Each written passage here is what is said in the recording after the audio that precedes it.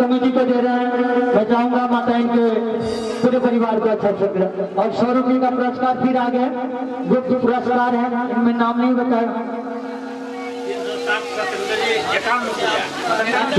सत्येंद्र जी हमारे अध्यक्ष भी हैं।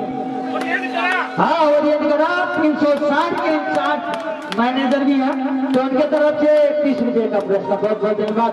तो आइए, जैसा कहता है कि देखिए, कहता है सबसे पहले कोई भी शुभ काम हो तो गणपति जी महाराज को मनाया जाता है कि नहीं?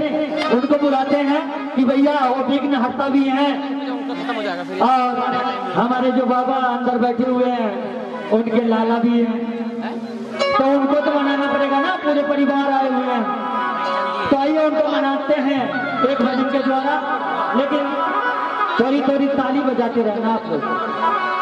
कोई बड़ा कलाकार तो हूँ नहीं, थोड़ी थोड़ी ताली बजाओगे ना तो मुझे भी भजन सुनाने में अच्छा लगेगा। चाहिए कैसे करना है?